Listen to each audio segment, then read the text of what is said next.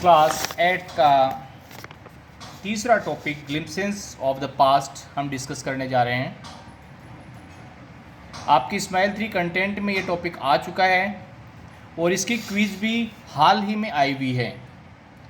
तो किसी भी विद्यार्थी को किसी भी प्रकार की दिक्कत नहीं हो इस चैप्टर को समझने में, इसलिए हम इस पार्ट को, इस लेसन को लाइन टू लाइन डिस्कस करेंगे। इसका पहला पार्ट है वो द मार्टर्स। ये सॉन्ग गाया हुआ है एक आर्टिस्ट के द्वारा at a function in Delhi. Delhi में एक उत्सव में किसी कार्यक्रम में गाया है। ओ माई कंट्री मैन, आप लोगों ने सुना होगा ए मेरे वतन के लोगों, वही गाना है। Let your eyes fill with tears, जरा आँख में भर लो पानी, ये लाइनें भी आपने सुनी हैं। As you recall the sacrifices India's martyrs, martyrs का मतलब होता है बलिदान या शहीद। जो लोगों ने जो बलिदान दिए हैं, जो शहीद हुए हैं, उनको हम याद करके अपनी आँखों में क्या कर लें, आंसुओं से भर लें। फिर सेकंड पार्ट है इस चैप्टर का द कंपनीज कंकेस्ट 1757 टू 1849, यानी ये जो ईस्ट इंडिया कंपनी भारत में आई थी उसके स्थापित होने का दौर था। इस दौर में कंपनी ने क्या किया, अनेक जीत हासिल की और उन्हीं जीतों के बारे में इसमें मतलब ये लोग जो इंडिया का मैप आप लोग देख रहे हैं अपनी बुक में, उसमें जो येलो प्लेस दर्शाया गया है वो इंडिया के जो प्रोविंस के जो प्रिंसेस थे उनका है। और जो आप देख रहे हैं ये रेड कलर में जो टेरिटरी है ये ब्रिटिश टेरिटरी दर्शाई गई है। With its superior weapons, line to line चलते हैं। With its superior weapons, superior यानी श्रेष्ठ, वीपन यानी हथियार। The British East India Company was extending its power in 18th century. India 18वीं सदी में अपने श्रेष्ठ हथियारों से और ब्रिटिश ईस्ट इंडिया कंपनी अपनी शक्ति को एक्सटेंड कर रही थी या बढ़ा रही थी, ये दिखाया है। इसके बाद में Indian princes were short sighted, भारत के जो राजकुमार थे वो दूरदर्शी नहीं थे, शॉर्ट साइटेड थे। दैट इप्स्टार्ट राजबा call the English merchants they will help me to defeat him, वो आपस में झगड़े चल रहे थे, इसलिए उन्होंने क्या किया कि अंग्रेजी व्यापारियों को बुला लेते हैं। मर्चेंट का मतलब क्या होता है, व्यापारी। They will help me to defeat him, वे मुझे उसको हराने में मदद करेंगे। इसका मतलब क्या है कि दूसरे राजा को हराने में वो अंग्रेज उनकी मदद करेंगे। ये सोचकर उन्होंने किसको बुला लिया, ब्रिटिश मर्चेंट्स को बुला लिया। The people had no peace due to such constant fights, इस प्रकार की जो राजाओं में लड़ाइयाँ चल रही थी आपस में, उस वजह से क्या था, वहाँ पे किसी प्रकार की शांति नहीं थी लोगों में। The rivalries help the East India company, और जो राइवलरीज यानी जो प्रतिद्वंदी थे उन्होंने ईस्ट इंडिया कंपनी की मदद की। And it could easily subdue Indian princes one by one, और इसका नतीजा किसको भुगतना पड़ा, इंडियन प्रोविंसेस को, इंडियन प्रिंसेस को भुगतना पड़ा। और एक एक करके ईस्ट इंडिया कंपनी ने सबको हथिया लिया। A far seeing ruler like the brave Tipu of Mysore for the British till he died fighting, और एक दूरदर्शी शासक था, कौन, टीपू सुल्तान, मैसूर का शासक था, वो अंतिम सांस तक अंग्रेजों से या ब्रिटिशर से लड़ा। Thank God there is peace in the country now, अब कुछ राजा हैं वो बात कर रहे हैं कि थैंक गॉड, भगवान का धन्यवाद, there is peace in the country, देश में अब शांति है। नो मोर वार्स, कोई लड़ाइयाँ नहीं है। नो लूटिंग बाय ठग्स, किसी प्रकार की ठगों की कोई लूट नहीं है।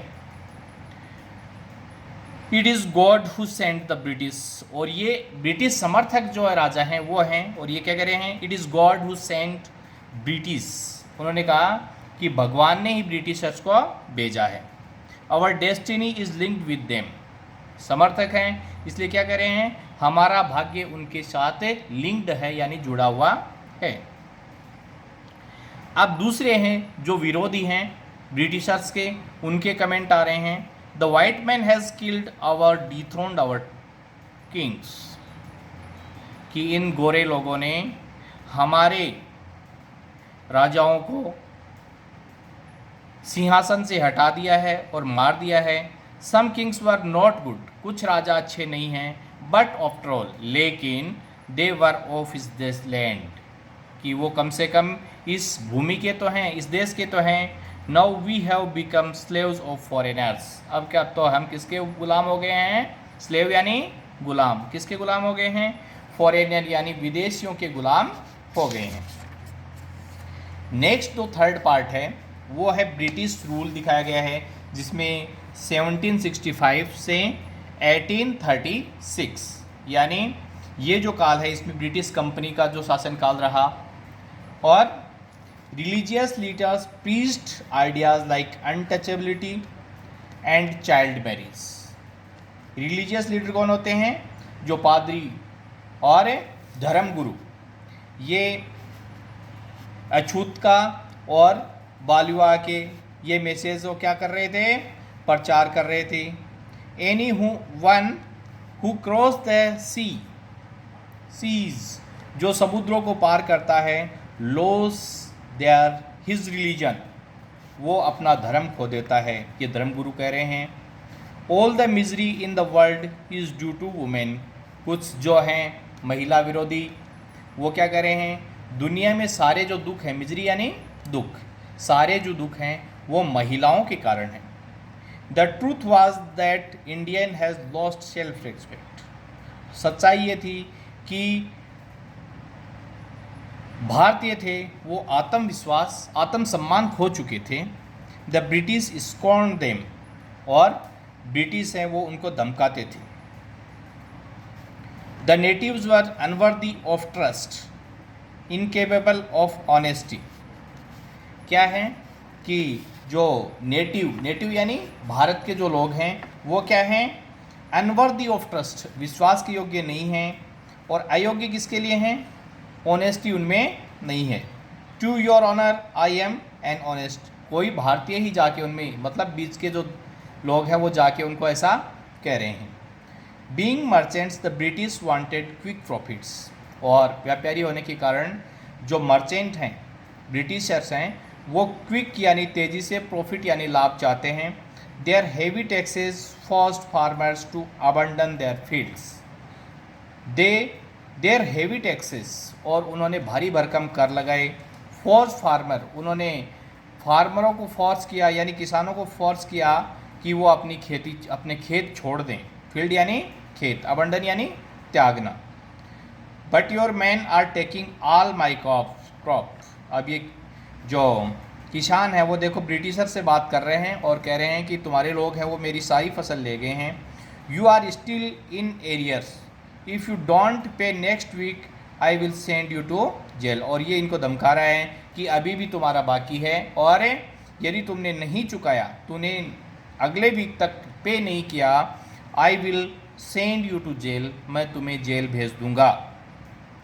Still the Britisher invent other methods which gave them more profit, और ये भारी भरकम टैक्स लगाने के अलावा वो नए नए और मेथड यानी तरीके खोज रहे थे, विच गेव देम, जो उनको दे सकता था मोर प्रॉफिट, और ज़्यादा लाभ।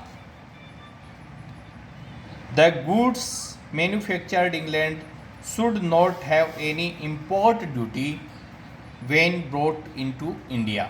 चर्चा कर रहे हैं कि जो सामान, गुड्स का मतलब क्या होता है, सामान, जो सामान मैन्युफैक्चर्ड यानी उत्पादित होता है कहाँ पे, इंग्लैंड में, उस पे भारत में किसी भी प्रकार का इंपोर्ट यानी आयात का कर नहीं लगाया जाएगा।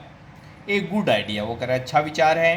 The East India Company's laws began to cripple Indian industries, और ईस्ट इंडिया कंपनी के इस कानून से, लो यानी कानून, इसने क्या शुरू कर दिया, इंडिया की जो इंडस्ट्री थी, इंडिया के जो कारखाने थे उनको जकड़ना शुरू कर दिया। इनइविटेबिलिटी फेमिनाइंस फॉलोड, और क्या हुआ, फेमाइन यानी अकाल भी उसी साल हो गया। बिटवीन 1822 एंड 1836 इन सालों के बीच में अकाल पड़े। 15 lakh Indian died of starvation और 15 लाख भारतीय भूखमरी से मारे गए। The British policies ruined the expert artisans and their business, और अंग्रेज़ों की नीतियों के कारण जो एक्सपर्ट यानी निपुण, आर्टिजन्स यानी जुलाहे और बिजनेसमैन थे वो सारे क्या हो गए, रुइंड हो गए यानी तहस नहस से हो गए। अब चौथा जो पार्ट है वो है राजा राम मोहन राय के बारे में। एक रिफॉर्मर हुए हैं, सोशल और रिलीजियस भारत की हिस्ट्री में। इनका कार्यकाल था 1772 to 1833। Ram Mohan Roy a learned man from Bengal, कहाँ से ताल्लुक़ रखते थे, बंगाल से। Understood what was wrong with the country, वो समझ चुके थे, एक अच्छे पढ़े लिखे व्यक्ति थे, वो समझ गए कि जो लोगों के साथ गलत हो रहा है। Let us not despise ourselves, our ancient culture is great and we are capable of greater achievements. We must first reform our society. Superstitions have been ruining us. उन्होंने समझाया कि जो सुपरस्टिशंस हैं यानी अंधविश्वास हैं वो हमें तहस नहस कर रहे हैं। हमें पहले हमारी सोसाइटी को रिफॉर्म यानी सुधार करना पड़ेगा। He told his wife Uma, उन्होंने अपनी वाइफ उमा को कहा, cows are of different colours, कि गायें विभिन्न रंगों की हैं, but the colour of their milk is the same, लेकिन उनका दूध का जो रंग है, दूध का जो कलर है वो सेम है। Different teachers have different opinions, अलग अलग गुरुओं की अलग अलग राय हो सकती है, but the essence every religion is the same, लेकिन जो हर धर्म का मैसेज है, एसेंस है, मुख्य बात है, वो समान है। He was attracted by science and modern knowledge, कौन अट्रैक्टेड था, Raja Ram Mohan Roy was attracted by science and knowledge, science यानी विज्ञान और मॉडर्न नॉलेज यानी आधुनिक ज्ञान से वो अट्रैक्टेड थे। Knowledge should be practical and scientific, और उनका कहना था कि ज्ञान है वो कैसा होना चाहिए, शुड बी प्रैक्टिकल यानी व्यवहारिक होना चाहिए, एंड साइंटिफिक और वैज्ञानिक होना चाहिए यानी तार्किक भी होना चाहिए। He started newspaper but the suspicious British stop them in 1823। उन्होंने जनता को जागृत करने के लिए न्यूज़पेपर छापना शुरू किया, लेकिन 1823 में ब्रिटिश सरकार ने उस पर रोकें लगा दी। He cross the seas and went to England, उन्होंने समुद्र को पार किया और इंग्लैंड गए।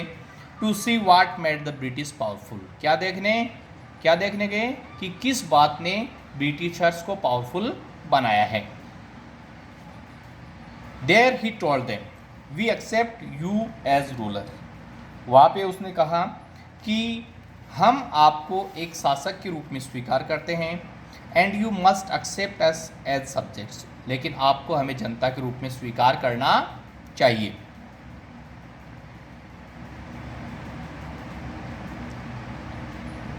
But you must remember that responsibility a ruler owes to his subjects, कि एक शासक की अपनी जनता के प्रति जिम्मेदारियां भी होती हैं।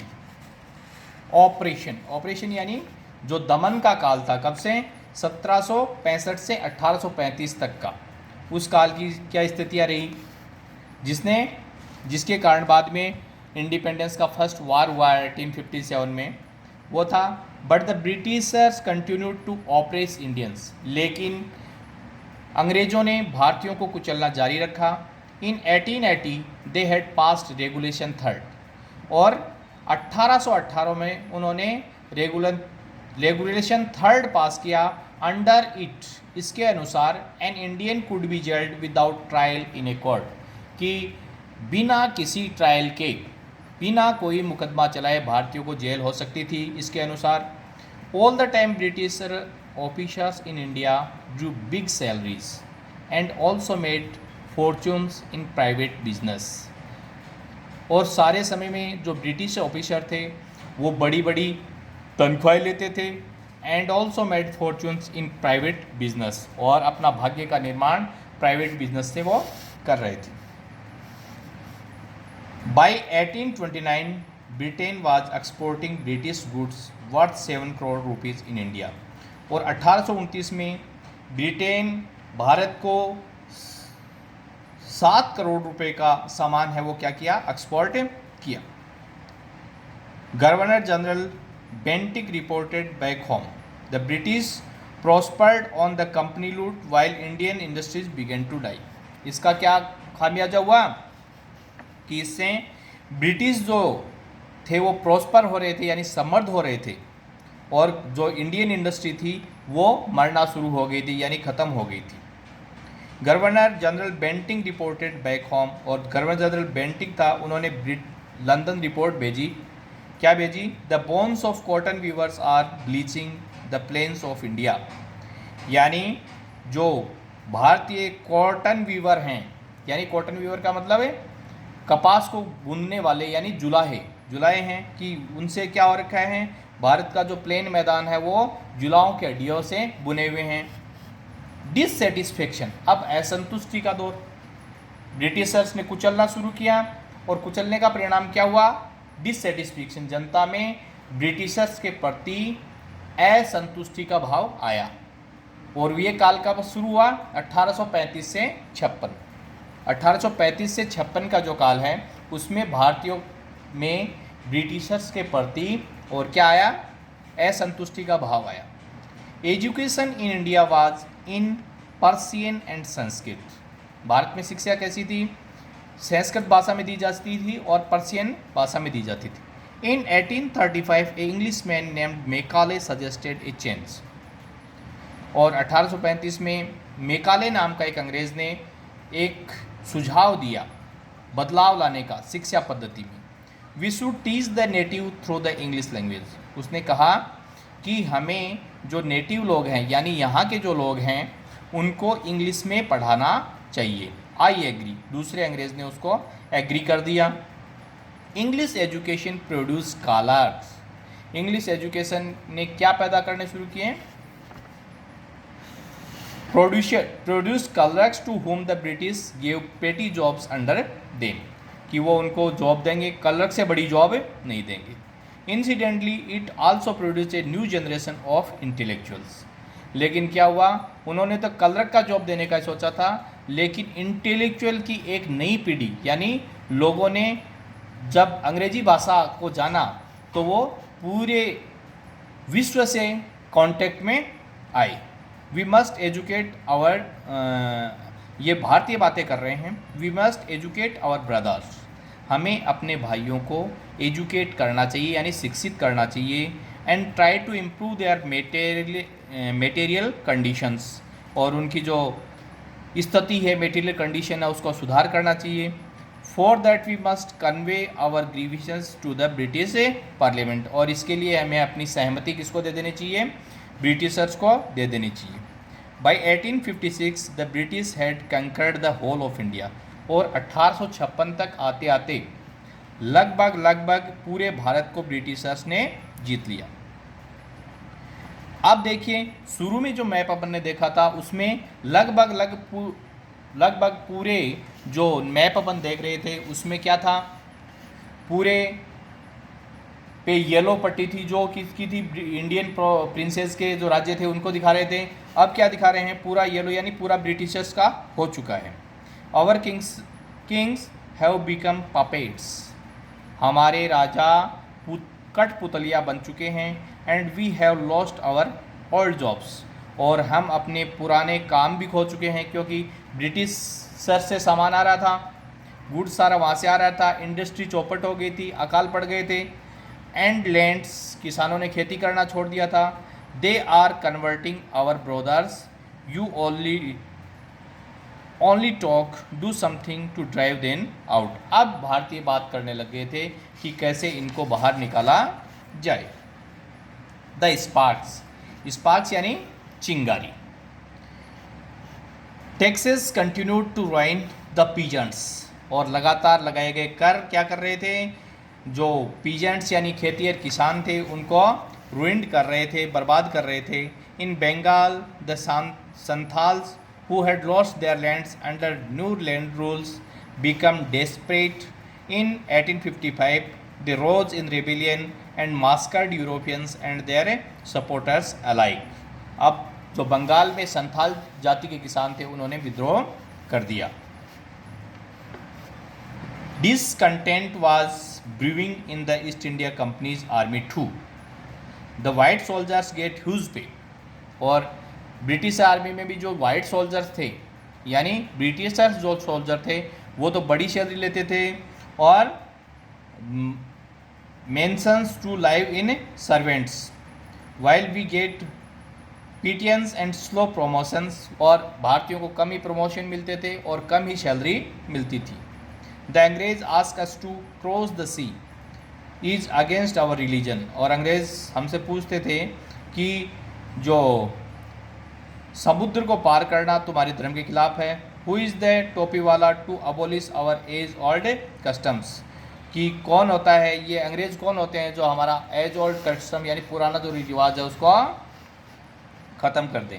We must drive out the अंग्रेज। बातें कर रहे हैं सैनिक कि हमें अंग्रेज़ों को बाहर करना चाहिए। सिपाही Mangal Pandey attack the adjutant of his regiment and was executed. और क्या किया, सिपाही मंगल पांडे ने आक्रमण कर दिया अपने जो रेजिमेंट का एडजुटेंट था उस पर एंड वाज एग्जीक्यूटेड और उसको फांसी दे दी गई। Thousands of their sipahis revolted. इसका परिणाम क्या हुआ, हजारों सिपाहियों ने क्या कर दिया, रिवोल्ट कर दिया, विद्रोह कर दिया। दे वर स्ट्रिप्ड ऑफ देयर यूनिफॉर्म्स। उन्होंने अपनी यूनिफॉर्म उतार दी। Few Englishmen had cared to understand Indian customs of the people's mind। कुछ अंग्रेज थे हेड केयर जो परवाह करते थे टू अंडरस्टैंड इंडियन कस्टम्स कि वो भारतीय रिवाजों को समझे। ऑफ इंडियन पीपल्स माइंड जो भारतीय लोगों के दिमाग में बसे हुए हैं। O proud Brahmin soldiers do you know that the grease on the bullet you have to bite is made from the fat of cows and pigs. अब ये बातें कर रहे हैं जिसमें कुछ मुसलमान हैं और कुछ ब्राह्मण हैं। क्या कर रहे हैं कि तुम जानते नहीं कि ये जो कारतूस है इनके उस पर जो चिकना पदार्थ लगा है वो क्या किसका है, फैट का यानी वसा का है। कौन सी फैट का है, जो गाय और सुअर की है। The white man has decided us to और डिसीव्ड अस टू यानी वाइट मैन है वो हम लोगों को धोखा दे रहे हैं। Soon chapatis were sent from village to village. शीघ्र ही क्या किया गया, चपातीज यानी चपातीज थी वो चिन्ह था आज़ादी के जो पहला वार हुआ था उसका मैसेज एक गांव से दूसरे गांव, एक शहर से दूसरे शहर तक देने के लिए। Soon chapatis were sent from village to village. शीघ्र ही चपातीज भेजी गई एक गांव से दूसरे गांव। To tell the people that their empire would want their service. कि उनका जो बादशाह कौन, जो मुग़ल बादशाह था है वो उनकी सर्विस यानी सेवा चाहता है। Yes all my village will be ready. और गांव में उनको समर्थन मिलने लगा और गांव के जो मुखिया लोग थे कि सभी मेरे गांव के लोग वो तैयार हैं। Similarly lotus flowers circulated among Indian soldiers. और सभी भारतीय सैनिकों में कमल के फूल को सर्कुलेट किया गया, घुमाया गया। किसके चिन्ह के रूप में, आज़ादी की पहली लड़ाई के चिन्ह के रूप में। Death to the foreigner. और नारा लगाया गया कि विदेशी हैं उनको मृत्यु दी जाए। The masses gave all help and shelter to the patriots. और मासेज यानी आम जो जनता थी जो उन्होंने सभी प्रकार की शेल्टर यानी शरण टू द पेट्रियट्स यानी देशभक्तों को दी। रिवॉल्ट 1857। अब अंत में जाके क्या हुआ, अंत में रिवोल्ट हुआ, विद्रोह हुआ। Then there was a violent outbreak at Meerut. तब एक वायलेंट यानी हिंसात्मक आउटब्रेक एट मेरठ, मेरठ की छावनी में एक विद्रोह हुआ। द सिपाही मार्च टू दिल्ली। और वहाँ से सिपाही दिल्ली की तरफ कूच कर गए। Long live our empire Bahadur Shah. और किसका नारा लगाते हुए, किसके नेतृत्व में, मुग़ल सम्राट बादशाह बहादुर शाह के नेतृत्व में नारा लगाते हुए निकले कि हमारे बादशाह हैं, इनके नेतृत्व में हम सभी एक हैं और अंग्रेज़ों से हमें छुटकारा पाना है। द रिबेलियन स्प्रेड वाइडर, और रिबेलियन यानी विद्रोही, विद्रोही कौन, भारतीय सैनिक, वो लंबे चौड़ी जगह में फैल गए। Many landlords had lost their lands because of British policies, और बहुत से जमींदार थे जो अपनी ज़मीन ब्रिटिश पॉलिसीज़ के कारण खो चुके थे।